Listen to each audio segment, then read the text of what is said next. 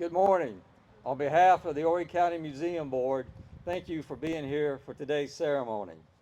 Horry County is honored to be one of only 3 counties in the state that currently display the Charters of Freedom.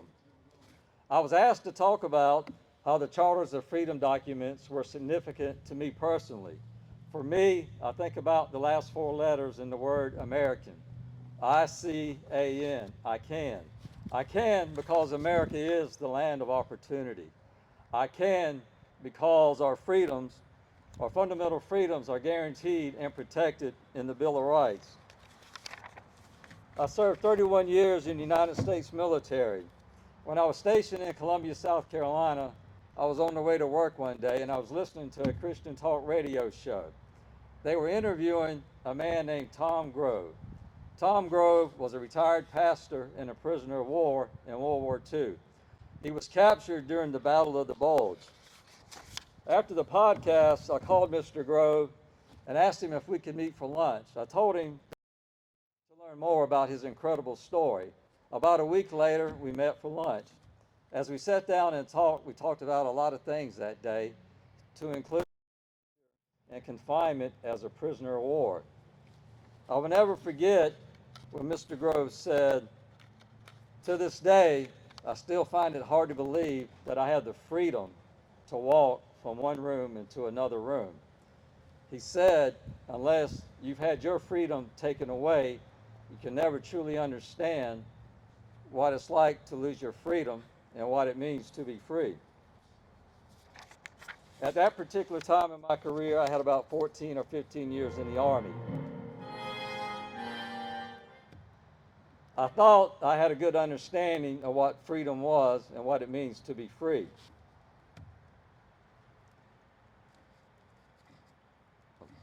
Hang on one second. To be free. At that time, I had a few deployments under my belt. I thought I had a good understanding of what it meant to be free. After all, I was a defender of American freedom, but I never lost my freedom. On that day, Tom Grove, a member of America's Greatest Generation, unknowingly taught me a lesson in freedom. To be born into freedom is an accident. To live in freedom is a struggle. To die for freedom is an obligation. The price of freedom is not free. The 56 men who signed the Declaration of Independence, they understood that very well. They risked their lives, fortunes, and sacred honor for the cause of American liberty.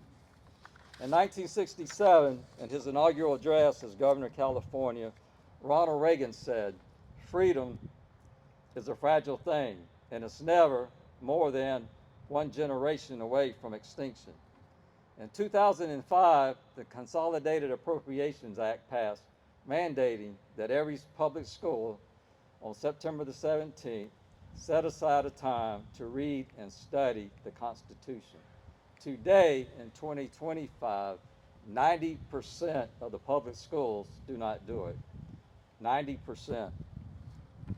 Dr. Martin Luther King Jr. said, "We are not makers of history, we are made by history." Dr. King's message reminds us not only are we shaped by history, we are empowered to learn from it as we move forward. So my challenge to everyone here is this: as we move forward, let's get empowered to learn about the Charters of Freedom.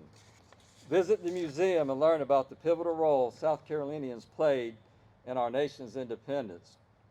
America's founding fathers launched the greatest nation, the most successful nation in history. May our generation honor their wisdom and sacrifice by preserving the torch of freedom for future generations. I will be followed by Dr. Biddle for the invocation.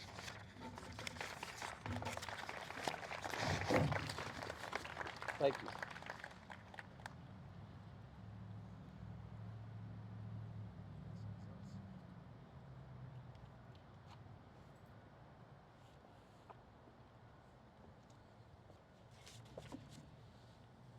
Let us pray. Dear Heavenly Father, we just start by saying thank you for allowing us to be what I believe is the in the greatest nation in all the world. And not only the greatest nation, but the greatest state that you've privileged me to be in. And in that, I live in the greatest county. And God, I thank you for this day that we have an opportunity to look back and look at the men and women that have forged our freedom. And God, as we look at the Bill of Rights, the Declaration, the Civil Rights, Lord, may we be reminded of all the price that was paid by the men and women of this great state and the great country that we live in today. I ask you, Lord, that in our remembrance we will always remember you, and that you, by your grace and your mercy, founded this wonderful place. Lord, I ask you to be over everything that is done and said today, that you will be glorified. I ask all of this in the precious name of Amen.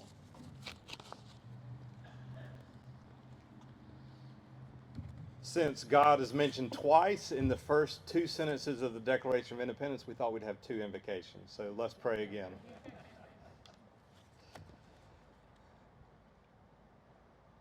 Almighty and merciful God, we give you thanks and praise that you have endowed us with inalienable rights, which includes liberty and freedom. Lord, help us to remember that freedom is not free, and help us to honor those that have paid the ultimate price for our freedom to gather together today.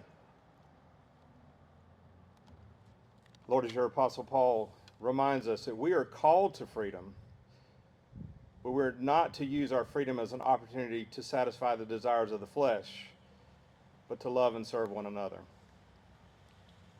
So, Lord, help us to use our freedom properly, to honor you, and to bless others. And we ask this all in the name of Jesus. Amen.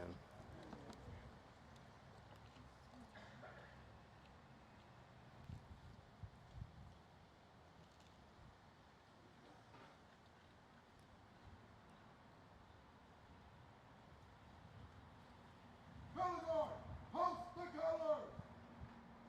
Color guard, Hudson, jump, Gary, colors, ready, go,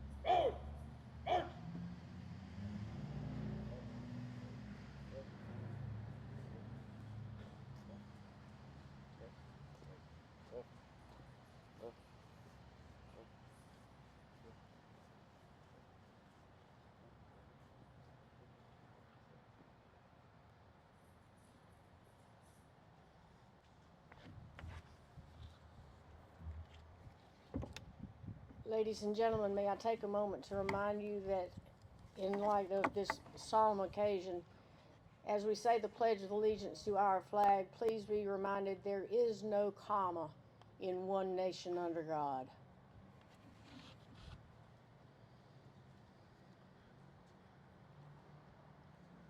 I pledge allegiance to the flag of the United States of America and to the republic for which it stands, one nation under God, indivisible, with liberty and justice for all. Thank you.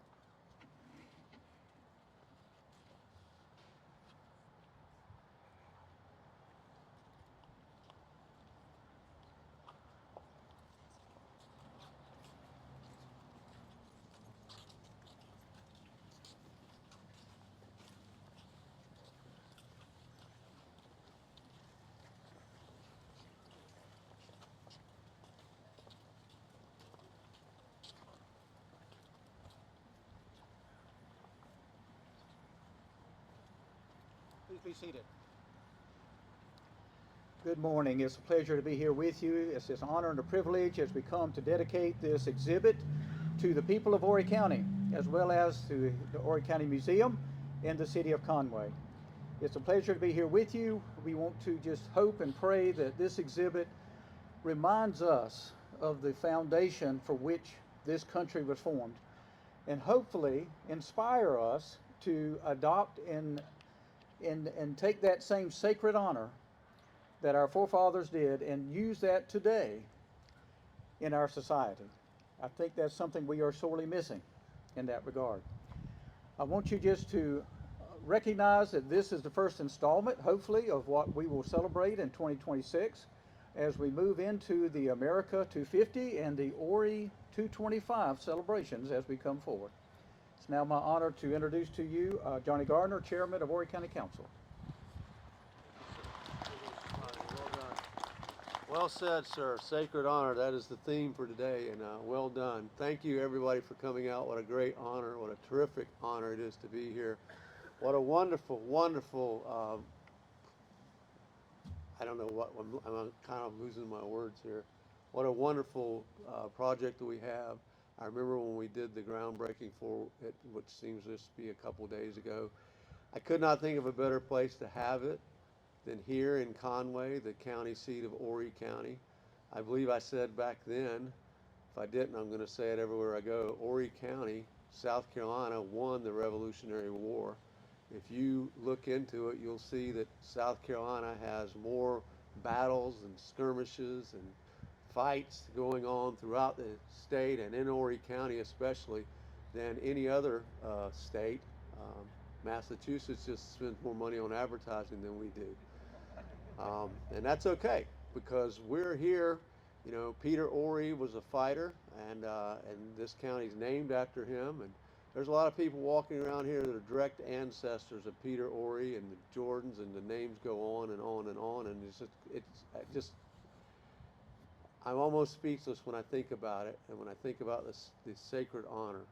The 56 men that you've heard about earlier, they pledged their liberty, their fortunes, their lives, but most importantly, they pledged their sacred honor. None of those 56 men would have 1 second hesitation to die for what they were fighting for. But what they really cherished the most was their sacred honor. And they pledged that honor to each other to make this country what it is moving forward. And we do need to reflect upon that. And I do often reflect on that. And you've heard me, if you've ever heard me talk about the Declaration, you've heard me ask the 2 questions that I always ask. Number 1, based on how you're living your life and how you're working and the things that you're doing today, if you would have been back there with those 56 men, would they have asked you to be number 57? And if they did, if they thought you were worthy, would you have pledged your sacred honor to join them? Thank you very much.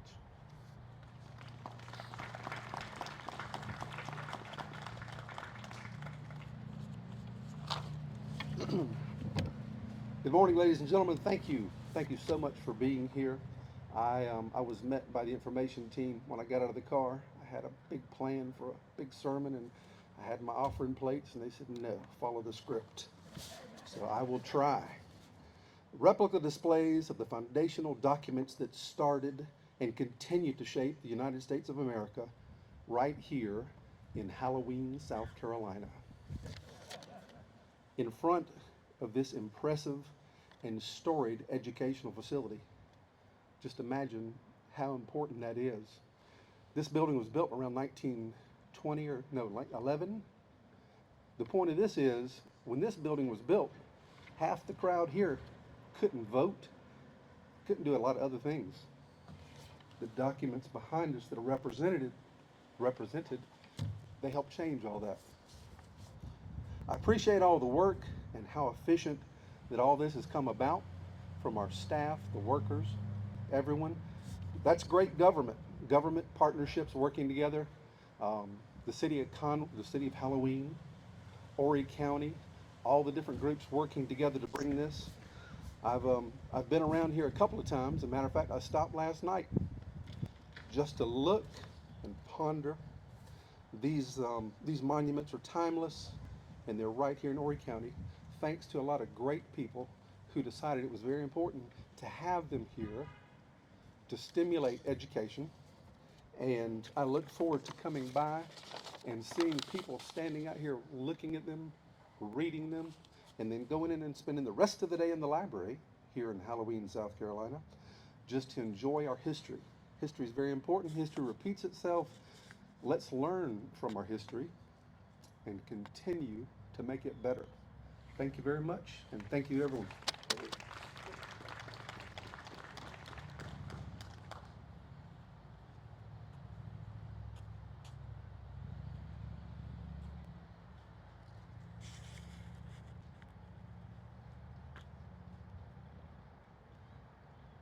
Good morning.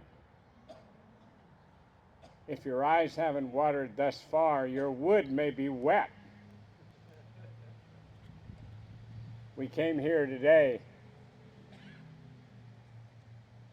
at the 250th anniversary of our nation. We will celebrate all year long and forevermore on purpose. I was born in Aurora, Colorado. I grew up in Sacramento, California with Governor Reagan. My mother ran the switchboard for Ronald Reagan. When he was running for president, he came to Columbia, South Carolina, the Township Auditorium. I had met a blonde Southern belle in New York Harbor on my way to Spain in 1962, academic year 62, 63. She was from Converse, a music major who changed to Spanish. I was a business major in Sacramento, California, majoring in Spanish. I'm the Westerner who came to the independent Republic of Horry. Do not mess with the independent Republic of Horry, ever.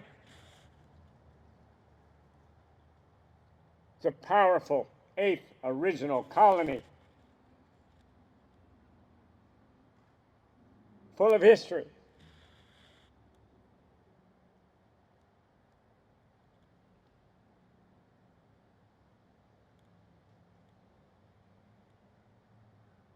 Pausing allows you to think. It's a skill on purpose.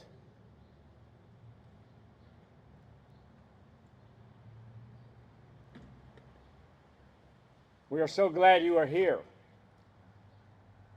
as we dedicate these documents for K-20.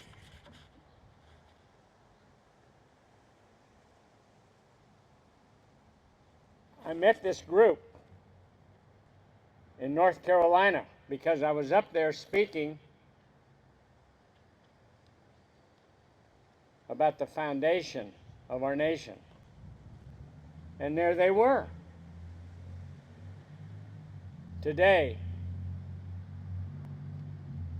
is the first step for Horry County as we put another one of these at 29th Avenue, Broadway at the beach.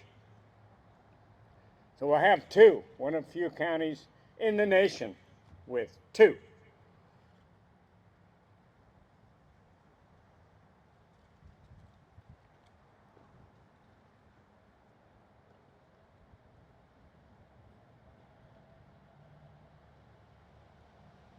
We are honored that you are here. Have a special place for Conway High School class of '88 and the '92 crew and the ROTC. What legacies you have. Conway High School, in case those of you who are now at Conway High don't realize it, we were featured on the cover of Life magazine by Jostens Renaissance. That all started at Conway High School. What a glorious day for the power of freedom. I brought my new shoes. I walk with Charlie. I walk with Charlie, see that? Let me show this side. There it is. Just recognized by our president as the Medal of Freedom. Wow, what a glorious day. It's his birthday today. Assassinated, but forgiven.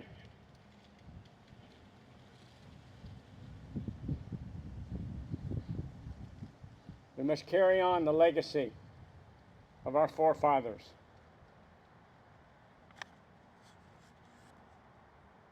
And now I present to you Mike Unruh, who is one dynamic young man who has moved to Conway with his wife, Pam.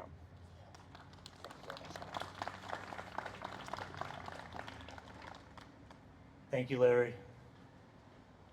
Thank you to Walter Hill, all of the staff here at the museum. Thank you to Horry County, the city of Conway.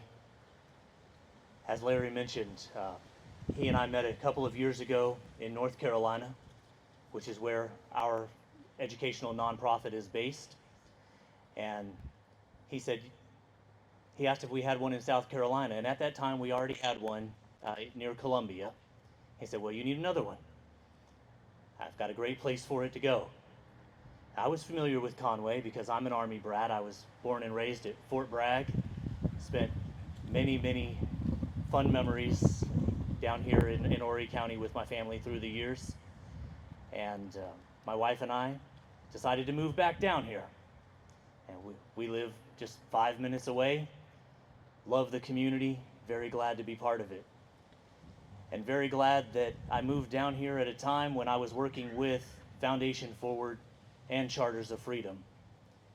Because when Larry introduced me to Walter and we visited this site, I knew exactly this was a wonderful location to have a Charters of Freedom in the community.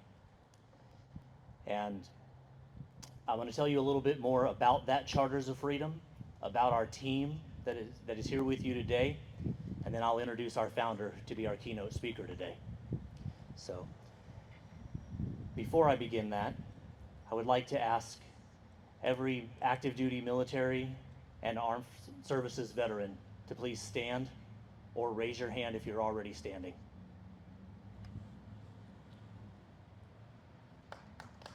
Thank you very much. Thank you for your service.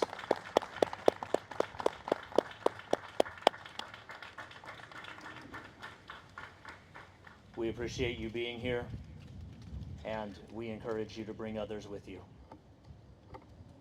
You will notice in front of your Charters of Freedom setting, in front of the Constitution, there's an area on the ground of pavers. Some of these are engraved, but many are not. That is called our Field of Honor. And as we are a 501c3 tax-deductible nonprofit, part of what helps us bring these charters of freedom to communities across the country is through the donations of those who support what we're doing. And if you would like to have your name or the name of a loved one or your business or your civic group recognized, please see me or Amanda over at our table here, Larry next to her.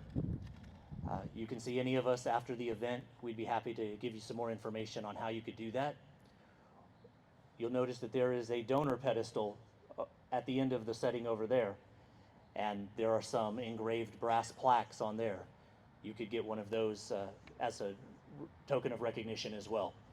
So please feel free to ask us about that, or you can go on our website, which is chartersofreedom.com. You can learn more about our organization. You can see all of the 75 locations that we already have around the country. And if you are visiting from another community, or you're watching this on our Facebook or YouTube, and you're interested about getting one of these settings in your home community, please feel free to reach out to us either here or through our website. We'd love to discuss getting a Charters of Freedom setting for you as well. There's a taller table over there next to the red table that has sign-in sheets on it. If you haven't yet, please visit that table as soon as the event is over and make sure you sign in on those sign-in sheets. Because there's a safe, we call it a time capsule vault, but there's a safe in the back of the setting that is all of those time capsule sheets are going to be placed in, along with pictures and video from today's event, from the construction process leading up to building your Charters of Freedom setting, archival memorabilia from the community, and then we're also going to send out packets to leaders in the community and other residents of the community, asking them to write a letter describing what having the Charters of Freedom in their community means to them and those who they represent. So you'll get a different answer from an elected official than you would from armed services or veterans groups, than you would from the superintendent of schools and other members of the community.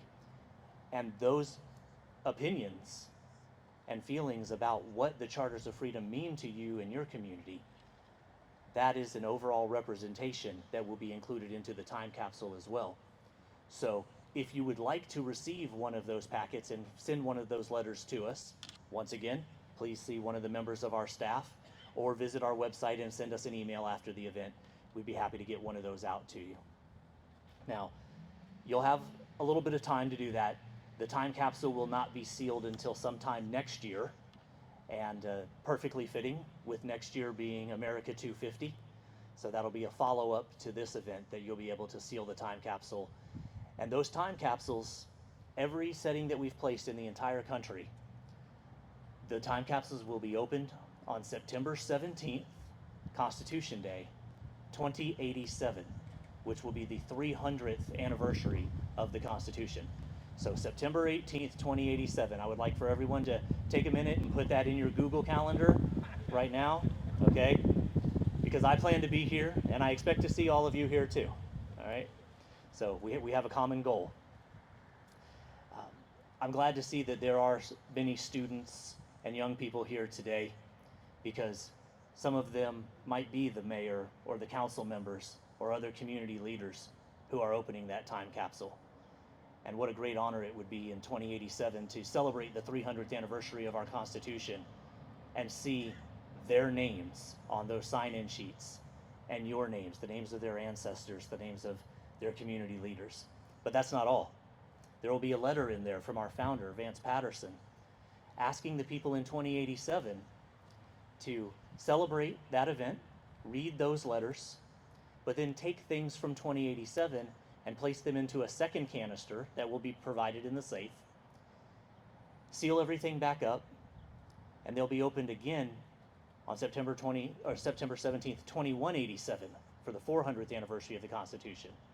And there's a letter in that canister asking them to do it again with a third and final canister to celebrate the 500th anniversary of the Constitution in 2287.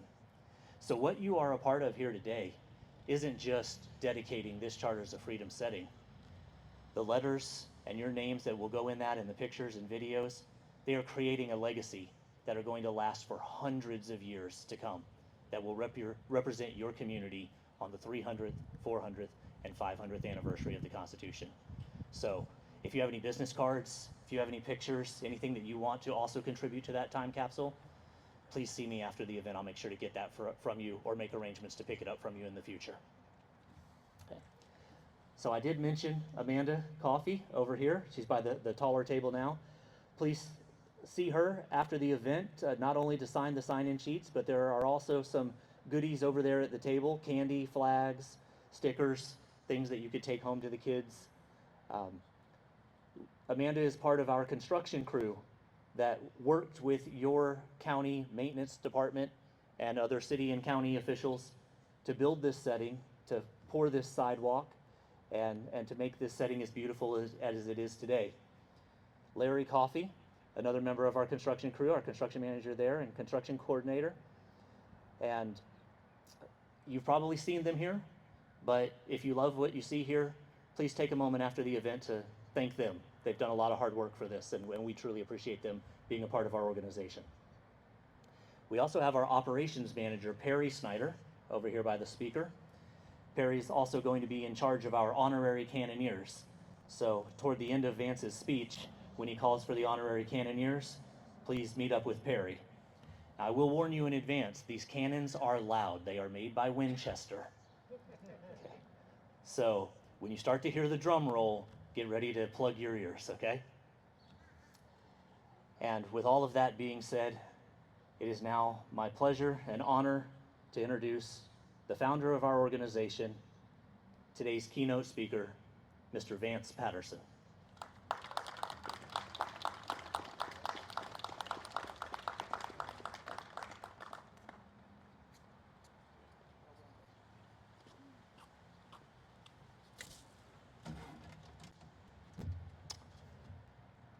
You are to be commended for making the effort to be here this morning.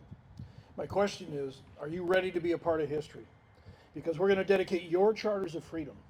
They're going to be here for the next 300 to 500 years. And your future generations are going to know you were here. My name is Vance Patterson. I'm a father of 4, married 51 years to my wife, Mary Jo. And that makes her a saint. We're from Burke County, North Carolina. That's in the western part, about halfway between Hickory and Asheville. I'm a businessman. I have a company I started back in 1989 to make industrial fans. We actually make things out of metal, ship them across the country and around the world. A very proud American manufacturer. I'm going to tell you a little about the inspiration behind the foundation that made your Charters of Freedom possible. I'm going to tell you a little about the setting itself, and then I'm going to give you a challenge to take with you.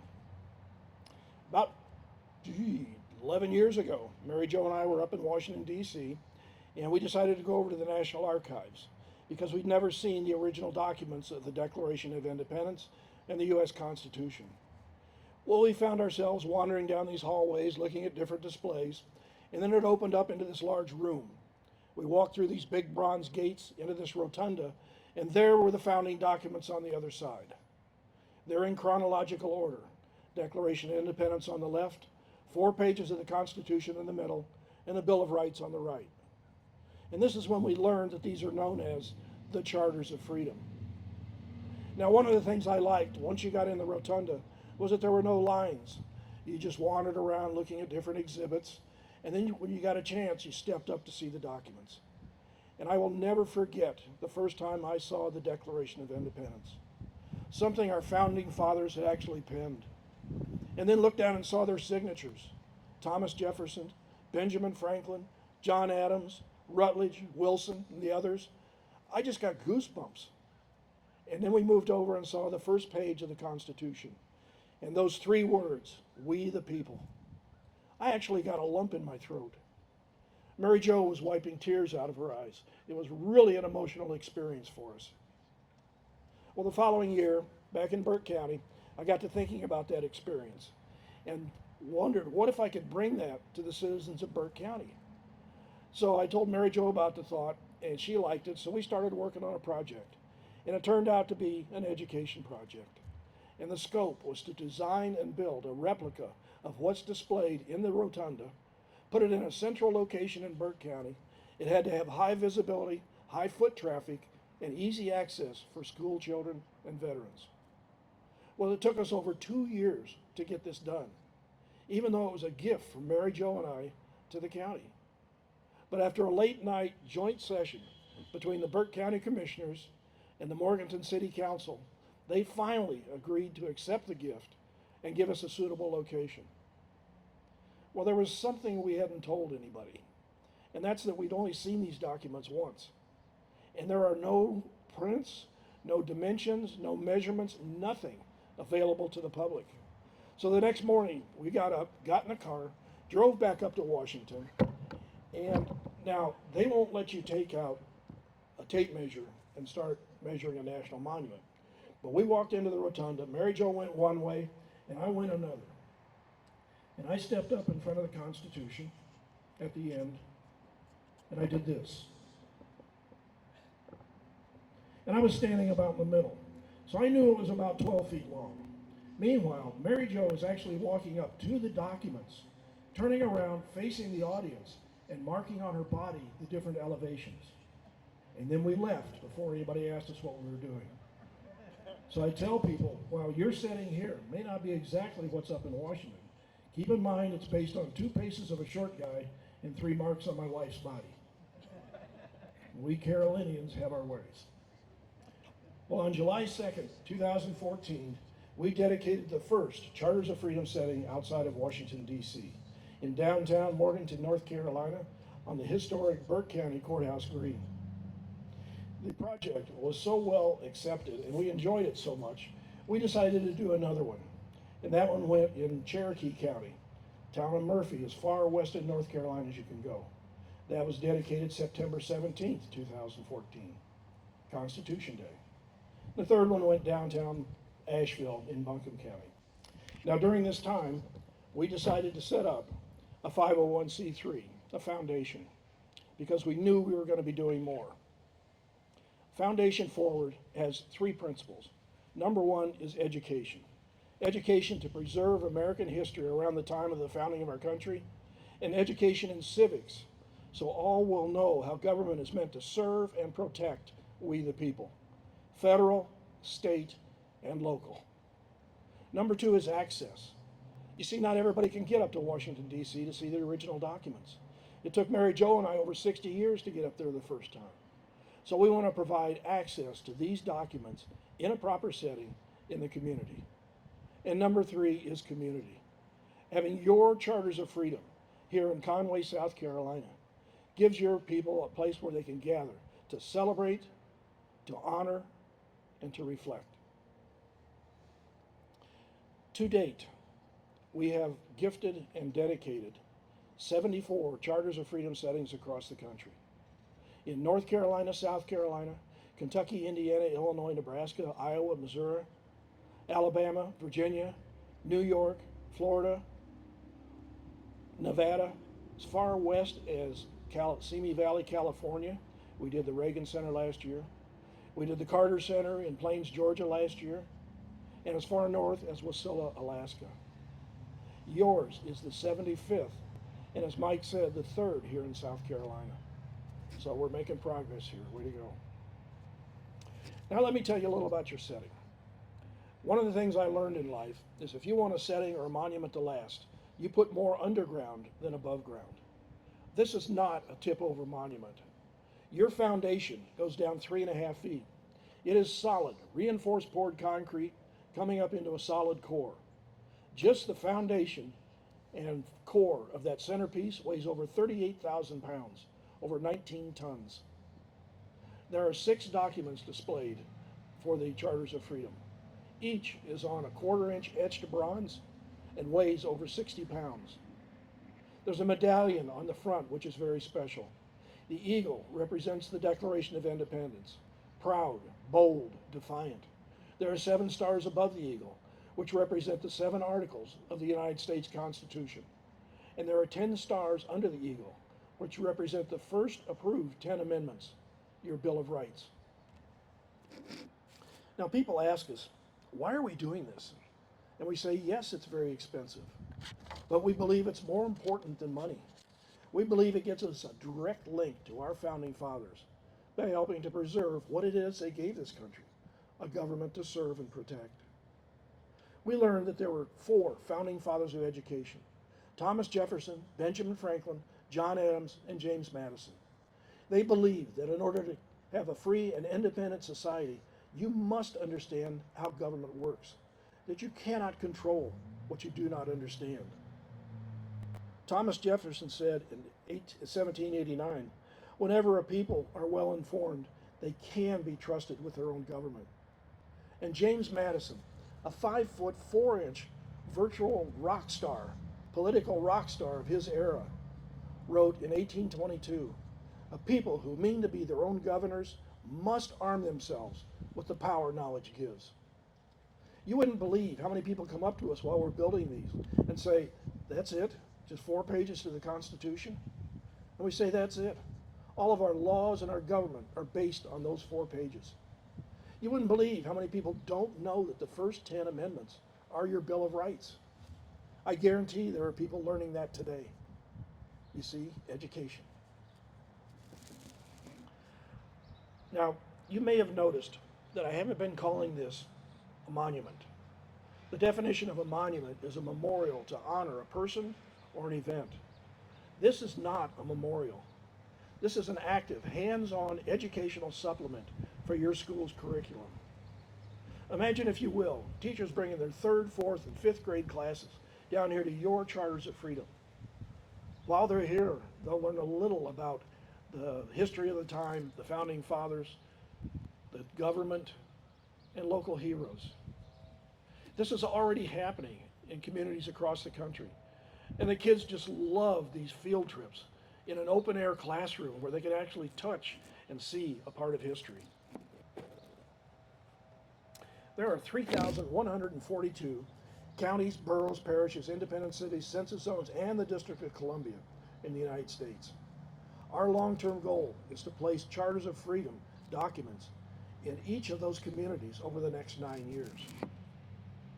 Our hope is that our future leaders will come from communities that have their own Charters of Freedom, that their children will grow up no longer just talking about the Constitution and Bill of Rights of Washington, but they'll be talking about their Constitution and their Bill of Rights, the ones they grew up with, right here in Horry County.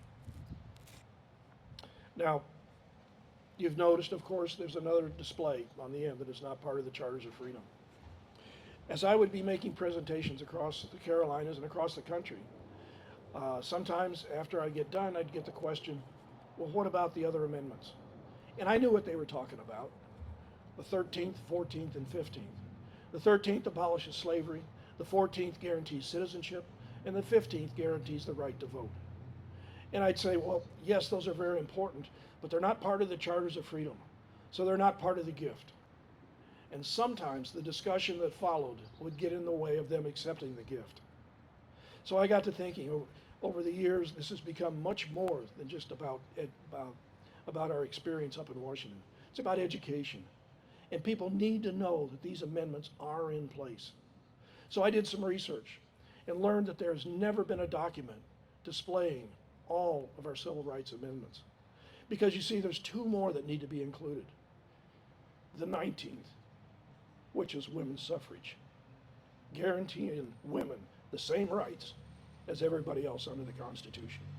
And the 24th, which was a result of the 1964 Civil Rights Act, which said you don't have to own property to vote, no poll tax.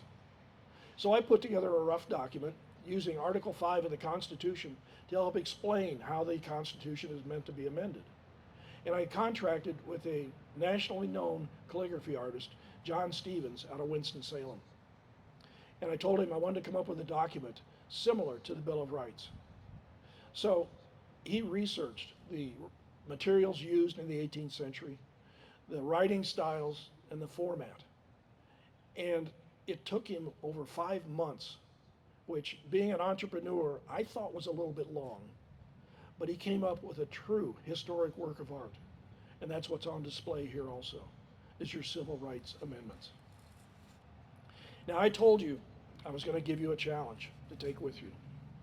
Our founding fathers were challenged by the greatest force on earth in their day, the British Empire. They protested, they revolted, they fought a war and won a war, all the while setting up a government that is still in effect almost 250 years later and replicated by more than 60% of the countries around the world. They met their challenge. Excuse me. Horry County, City of Conway, and Horry County Museum were challenged with bringing a Charters of Freedom setting here to your community. As of today, they have met their challenge. Your challenge actually began about 10 years ago. Mary Jo and I had just finished dedicating a Charters of Freedom setting at Hanover College in southern Indiana. And we were getting ready to leave, and I looked across the campus center, and there was Ron Wells, African-American facilities engineer, who had helped me a lot during the dedication. And I said, I need to go thank this guy again. So I walked over and I said, Ron, thanks again for all the help you gave me. And he said, well, thank you for making this contribution to our community. And I said what I usually say, you're welcome, and just make sure they use it after we leave. And he looked at me and he said, Mr. Patterson, I've already done that. I brought my son over last night and we had to talk. And I said, Ron, that means more to me than anything anybody's ever said after a dedication. Way to go. So here's your challenge. You bring your child, your grandchild, niece, nephew, or other family member down here to your Charters of Freedom. And you have the talk like Ron Wells did. And you tell them about their freedoms and rights and how those freedoms and rights give them an advantage over the rest of the world to pursue their passion, to chase their dreams, to accomplish their goals, and get out of life what they want to get out of life.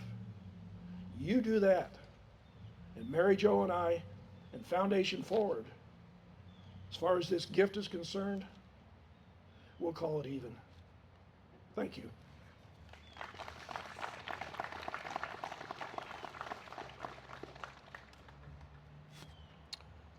And now, will Horry County Administrator Barry Spivey please come up? Or whoever is to accept. Right here. Oh, there you are. This is a certificate of title. The Charters of Freedom setting located at 805 North Main Street, Conway, South Carolina, is hereby gifted from Foundation Forward of Burke County, North Carolina, to the children, veterans, and citizens of Horry County, City of Conway, South Carolina. All rights, responsibilities, and care for this setting, displaying the Declaration of Independence, United States Constitution, the Bill of Rights, and Civil Rights Amendments, are hereby accepted by Horry County. October 15th, 2025.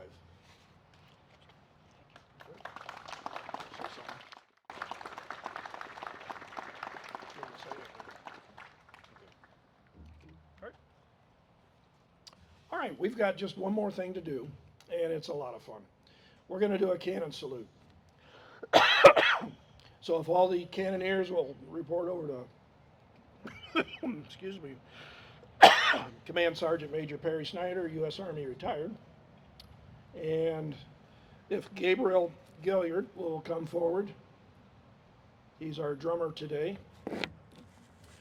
I knew during my first dedication I wanted to do a cannon salute, but I didn't know how many times to fire the cannon. Yeah, just right here.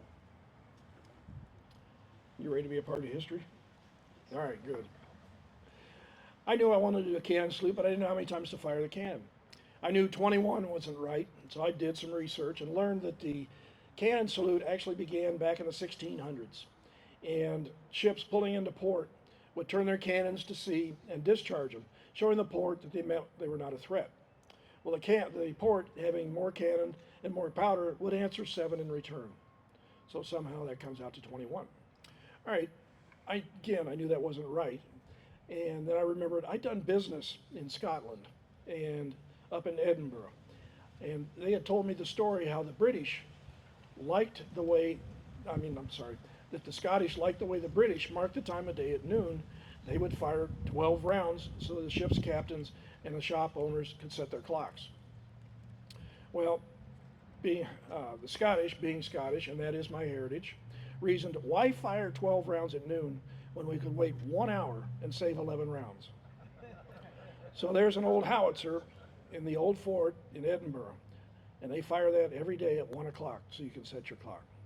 So I knew my number was somewhere between 1 and 21, and I decided on 7, partly because of history, but also because there are 7 articles of the United States Constitution. So we will fire 1 round for each article of the Constitution. My cannoneer's ready. Drum roll, please.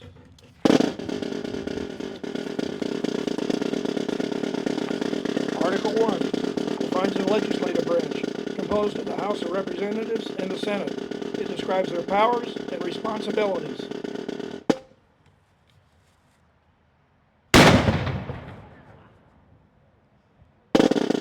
Article 2 defines the executive branch, the qualifications for president and vice president, their powers, responsibilities, and means of removal from office.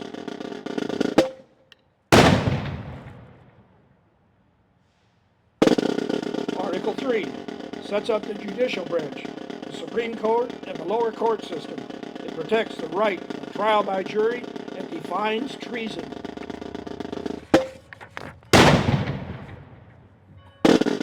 Article 4 gives the states the right to make and carry out their own laws related to the people and problems of their state, so long as those laws do not conflict with the United States Constitution.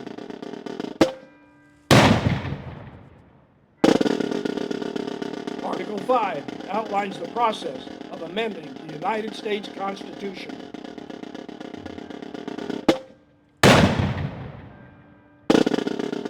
Article 6 sets the status of the United States Constitution as the supreme law of the land, to which all leaders, including the legislative, the executive, and judicial, must be loyal.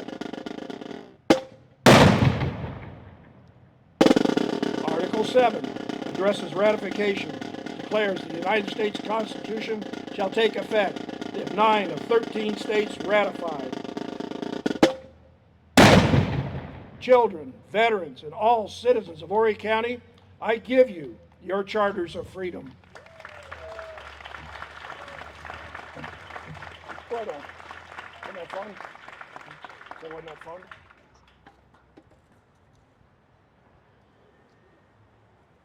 And this is always that time where I don't know what happens next.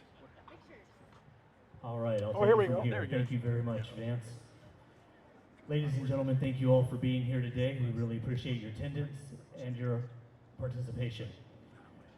Before the entire crowd comes up, I would like to get a few special group photos. So first, may I please have all of the chorus to come up?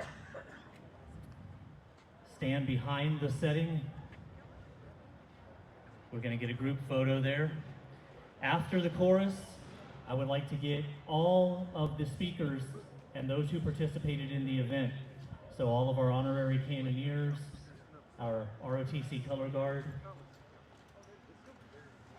all of our speakers, you will be taking a picture behind the setting after the chorus. And then our third picture is going to be all elected officials. Elected officials from anywhere in the area. We'd love to have you come up and get your picture taken. And then the fourth picture is going to be all city and county staff, including museum staff, please.